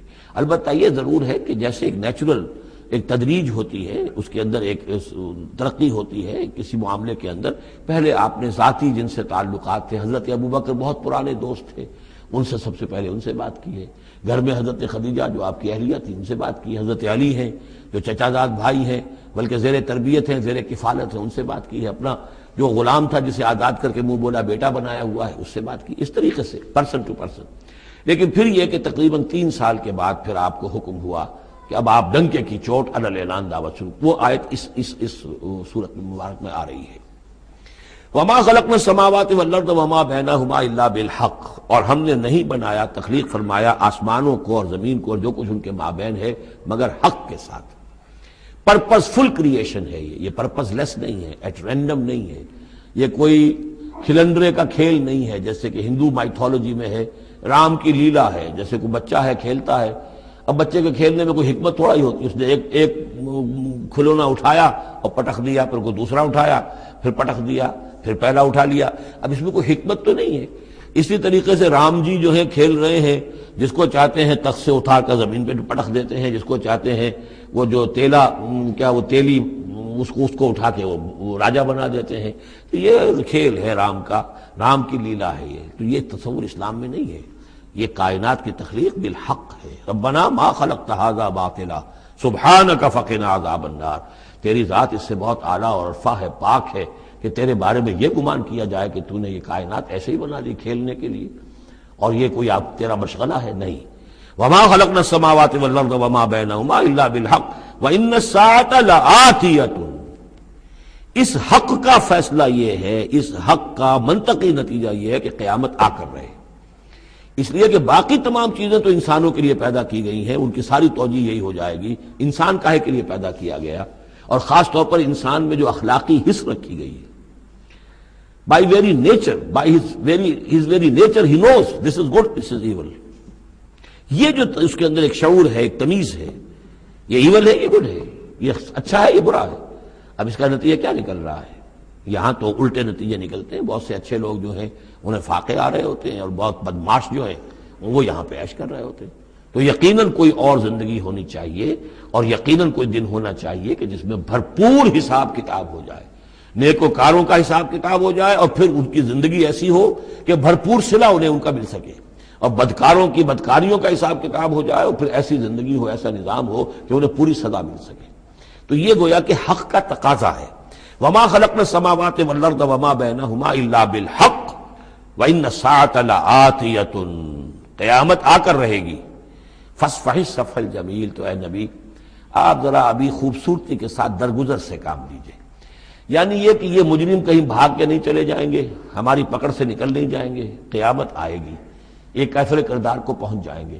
ابھی آپ ذرا تحمل کیجئے، صبر سے کام لیجئے۔ فاصفح الصفح الجمیل، ابھی ہماری مرضی اس میں ہے کہ ہم ان کی رسی دراز کریں، یہ جو کچھ کہہ رہے ہیں برداشت کر لیجئے، سن لیجئے، سنا انسنا کر دیجئے، یہ جو آپ صبر کریں گے اس سے آپ کے درجات بلند ہوتے چلے جائیں گے. لیکن فوری طور پر آپ کے دل میں اگر یہ خیال پیدا ہونے بھی لگے بربنائے طبع بشری کے انہیں سزا ملنی چاہیے، یہ بدبخت مجھے کیا کہہ گیا، ابھی یہ مجھے پاگل کہہ گیا اور یہ مجھے جو ہے ساحر کہہ گیا یا مسحور کہہ گیا، نہیں. فصفح الصفح الجمیل، ابھی ذرا آپ خوبصورتی کے ساتھ چشم پوشی کیجئے، نظر انداز کیجئے. ان ربک هو الخلاق العلیم، یقیناً آپ کا رب جو ہے وہ وہی ہے جو پیدا کرنے والا ہے، خلاق ہے، اور ظاہر بات ہے جس نے پیدا کیا ہے وہ جانتا بھی ہے. سورہ ملک میں ہم پڑھیں گے الا یعلم من خلق وهو اللطیف الخبیر، کیا اسی کے علم میں نہیں ہوگا جس نے پیدا کیا ہے؟ وہ تو جانتا ہر شے کو. اب یہ گھڑی جس نے بنائی ہے اسے تو معلوم ہے اس میں کون کون سا پرزہ ہے، کہاں کہاں ہے، اس کے اپنے ہاتھ کا اس کے اندر جو ہے ٹکایا گیا ہے. میں واقف نہیں ہوں اس کے اندر کیا کچھ ہے، لیکن گھڑی کا بنانے والا تو جانتا ہے. الا یعلم من خلق، کیا وہی نہ جانے گا جس نے پیدا کیا؟ وهو الخلاق العلیم، وہ تو خلاق اور علیم ہے. وَلَقَدْ آتَيْنَاكَ سَبْعًا مِنَ الْمَثَانِي، دل جوئی کے لیے حضور سے فرمایا اور ہم نے آپ کو دی ہیں وہ 7 آیتیں جو آپ کا وظیفہ ہیں، دوہرا دوہرا کر پڑھتے رہا کیجئے، دوہرا دوہرا کر پڑھتے رہا کیجئے. اس پر تقریباً اجماع ہے امت کا کہ اس سے مراد ہے سورہ فاتحہ. 7 آیتیں جو بار بار پڑھی جاتی ہیں. اب آپ دیکھیے کہ ہر شخص جو نماز پڑھتا ہے دن میں کتنی مرتبہ سورہ فاتحہ پڑھ رہا ہے، ہر نماز میں کتنی مرتبہ پڑھ رہا ہے، دوہرا دوہرا کر. یہ آیت جو ہے، جیسا کہ ہم نے جب سورہ فاتحہ پڑھ رہے تھے، من لم یقرأ بفاتحۃ الکتاب لا صلاۃ لمن لم یقرأ بفاتحہ، اس کی کوئی نماز ہی نہیں ہے، نماز کا جزو لازم ہے. بلکہ قسمت الصلاۃ بینی و بین عبدی نصفین والی حدیث میں نے آپ کو سنائی، حدیث قدسی، تو وہ تو اصل الصلاۃ ہے ہی سورہ فاتحہ. والقرآن العظیم، اور یہی بڑا قرآن ہے. یعنی یہ اپنی اہمیت کے اعتبار سے، اپنی فضیلت کے اعتبار سے خود اپنی جگہ پر سورہ فاتحہ ایک قرآن عظیم کا درجہ رکھتی ہے. اسی لیے اس کو اساس القرآن بھی کہا، اس کو کافیہ بھی کہا، شافیہ بھی کہا گیا، یہ ام القرآن بھی ہے. وَلَقَدْ آتَيْنَاكَ، اے نبی ہم نے اتنی بڑی بڑی دولتیں آپ کو دی ہیں. یہ کیوں گنایا جا رہا ہے یہ ذرا آگے آپ کو معلوم ہو جائے گا، کیونکہ بہرحال حضور کو یہ احساس ہوتا تھا یا نہیں ہوتا تھا، دیکھنے والوں کو تو احساس ہوتا تھا. ابو جہل مالدار ہے، ولید بن مغیرہ اتنا بڑا چودھری ہے، یہ محمد تو یتیم تھے، کوئی مال دولت ان کے پاس نہیں، کوئی ان کی حیثیت نہیں. ہاں کچھ عرصے سے کچھ کھا پی بھی رہے ہیں تو وہ بیوی کا مال ہے، اپنا تو نہیں ہے. یہ ان کی نگاہوں میں جو ان کے معیارات تھے، جو ان کے اندازے تھے سوچنے کے، وہ تو یہ تھے. اس حوالے سے یہاں بظاہر حضور سے خطاب ہے، لیکن اصل میں ان کو بتایا جا رہا ہے کہ بدبختو تمہیں کیا معلوم ہم نے ان کو کتنی بڑی دولت دی ہے. وَلَقَدْ آتَيْنَاكَ سَبْعًا مِنَ الْمَثَانِي وَالْقُرْآنِ الْعَظِيمِ، ہم نے ان کو وہ 7 آیتیں عطا کی ہیں. ایک حدیث کے مطابق جیسی آیت نہ قرآن میں اتری کوئی اور اس کے مثل، اور نہ تورات میں نہ انجیل میں. یہ سورہ فاتحہ ہے. وَلَقَدْ آتَيْنَاكَ سَبْعًا مِنَ الْمَثَانِي وَالْقُرْآنِ الْعَظِيمِ وَلَا تَمُدَّنَّ عَيْنَيْكَ إِلَىٰ مَا مَتَّعْنَا بِهِ أَزْوَاجًا مِّنْهُمْ، تو اے نبی آپ کی نگاہیں نہ اٹھیں اس ساز و سامان کی طرف جو ہم نے ان کو عطا کیا ہے. ابو جہل کو اگر دے رکھا ہے، ولید بن مغیرہ کو دے رکھا ہے، اور بڑے سرداروں کو دے رکھا ہے، ان کی جائیدادیں ہیں. ولید بن مغیرہ کے باغات طائف میں بھی ہیں، اس کی جائیداد طائف میں بھی ہے، مکے میں بھی ہے. آپ کی نگاہ ادھر اٹھے ہی نہ.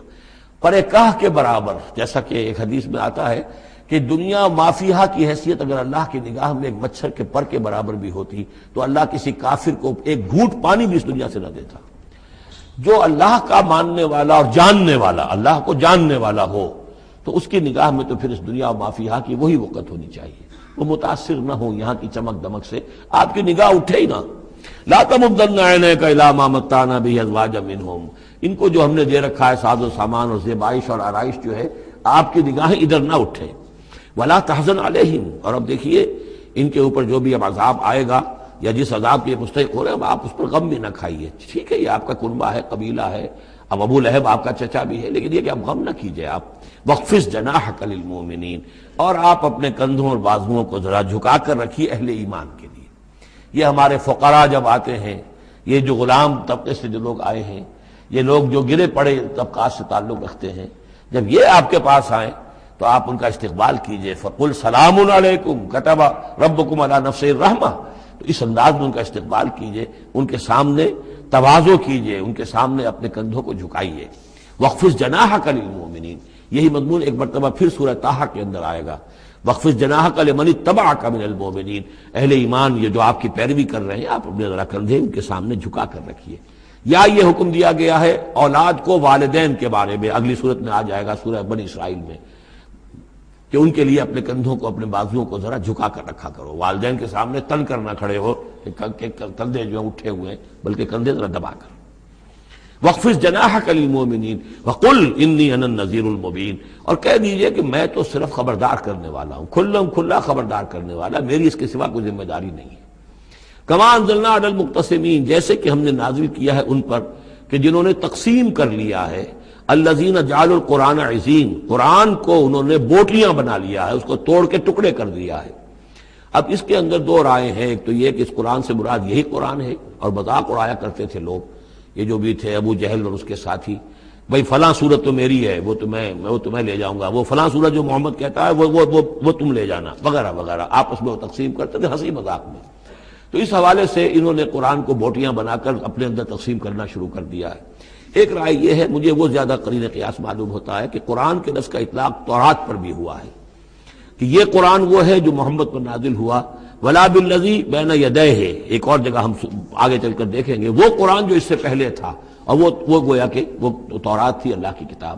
تو جس طریقے سے تورات کے ٹکڑے ٹکڑے کر دیے تھے یہود نے، اور قراطیسا تجعلونہ قراطیسا تبدونہا وتخفون کثیرا، یہ ہم پڑھ چکے ہیں سورہ انعام کی آیت نمبر 91 میں۔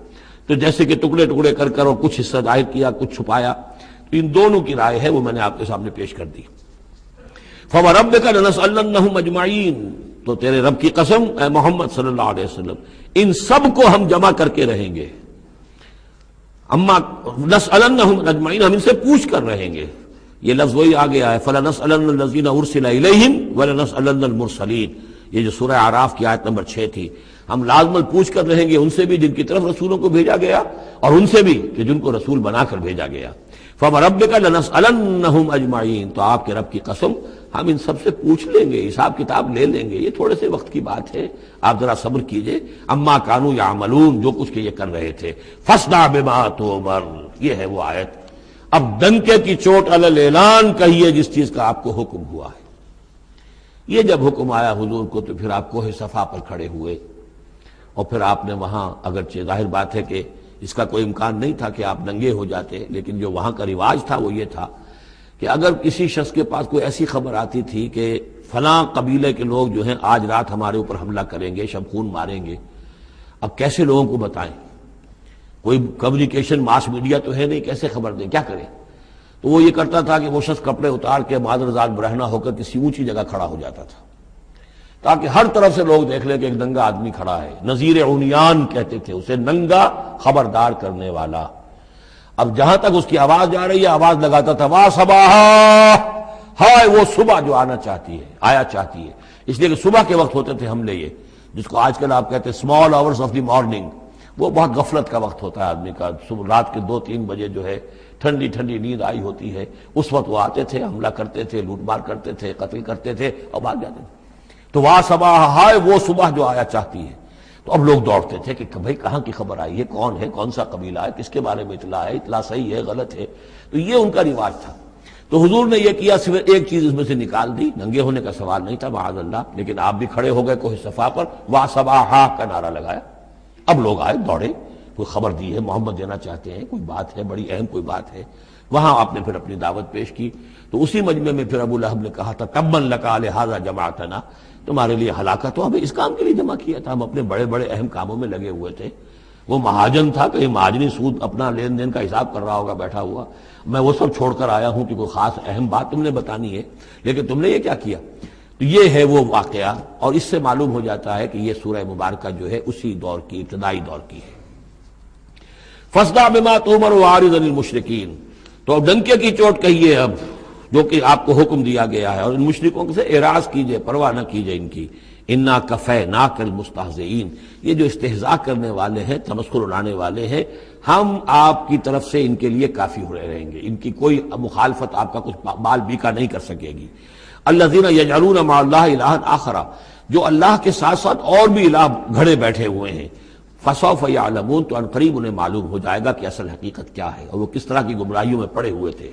اب وہ آیت آ گئی جس کا کئی مرتبہ میں حوالہ دے چکا ہوں، اور سورہ انعام میں خاص طور پر وَلَقَدْ نَعْلَمُ، اے نبی ہمیں خوب معلوم ہے، اَنَّكَ يَضِيقُ صَدْرُكَ بِمَا يَقُولُونَ، کہ جو کچھ یہ لوگ کہہ رہے ہیں اس سے آپ کا سینہ بھجتا ہے۔ کسی نے پاگل کہہ دیا، کسی نے مجنون کہہ دیا، آصیب کا سایہ آ گیا، کوئی ہمدردی کے انداز میں آ کے کہتا ہے۔ عتبہ ابن ربیعہ ایک دفعہ آیا کیونکہ وہ بزرگ تھا، خاندان کا معمر آدمی تھا، بھتیجے میرے بڑے تعلقات ہیں عاملوں سے بھی، کاہنوں سے بھی، واقعی اگر کوئی تم پر کوئی سایہ ہو گیا ہے، کوئی بری روح کوئی آ گئی ہے تو مجھے بتا دو، میں بلا کے لے آؤں گا، علاج کرا دوں گا تمہارا۔ اب کوئی کچھ کہہ رہا ہے، کوئی کچھ کہہ رہا ہے، کسی نے کہا شاعر ہے، کسی نے کہا کہ ایک انہوں نے غلام پکڑ کے رکھا ہوا ہے، عجمی غلام، اسے کمرے میں بند کیا ہوا اپنے گھر کے اندر، اور وہ عالم ہے بہت بڑا جو پورے پچھلی کتابوں کا جاننے والا، اس سے ڈکٹیشن لیتے ہیں اور پھر آ کر ہم پر دھونس جماتے ہیں کہ یہ اب وہی آئی ہے۔ تو یہ ساری باتیں سنتے تھے حضور صلی اللہ علیہ وسلم، تو آپ کو تکلیف پہنچتی تھی، کوفت ہوتی تھی۔ وَلَقَدْ نَعْلَمُ، اے نبی یہ نہ سمجھیے کہ ہمیں اندازہ نہیں ہے کہ آپ کو کوفت ہو رہی ہے، آپ کو تکلیف ہو رہی ہے، آپ کا سینہ بھیجتا ہے۔ وَلَقَدْ نَعْلَمُ أَنَّكَ يَضِيقُ صَدْرُكَ بِمَا يَقُولُونَ، کہ جو کچھ یہ لوگ کہہ رہے ہیں اس سے آپ کا سینہ بھیجتا ہے۔ فَسَبِّحْ بِحَمْدِ رَبِّكَ، بس اپنے رب کے حمد میں اور تسبیح میں لگے رہیے، تسبیح کیجئے اپنے رب کی حمد کے ساتھ، اسی سے آپ کے دل کو سکون ہوگا، اطمینان ہوگا، اسی سے یہ کہ آپ کے لیے استقامت اور صبر کے راستے جو ہیں وہ کھلتے چلے جائیں گے۔ وَقُم مِّنَ السَّاجِدِينَ، اور سجدہ کرنے والوں میں ہو جائیے، آپ سجدہ کیجئے، تسبیح کیجئے، حمد کیجئے، اپنے رب کے ساتھ تعلق مع اللہ ہے کہ جو ان تمام سختیوں کو آپ کے لیے آسان کر دے گا۔ جتنا اللہ سے اپنے اس قلبی اور ذہنی رشتے کو مضبوط سے مضبوط تر بنائیں گے، اتنی ہی یہ تمام چیزیں جو ہیں آپ پر ہلکی ہوتی چلی جائیں گی۔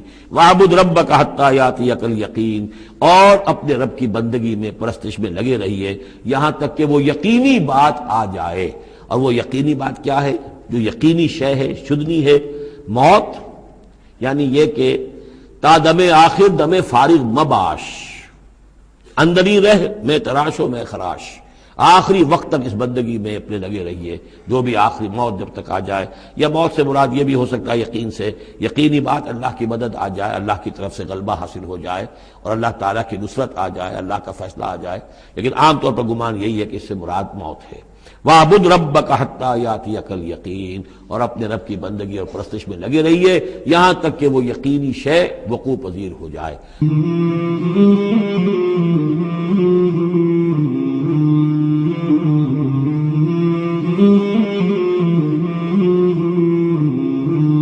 مولاي صل وسلم دائما أبدا على حبيبك خير الخلق كلهم، مولاي صل وسلم دائما أبدا على حبيبك خير الخلق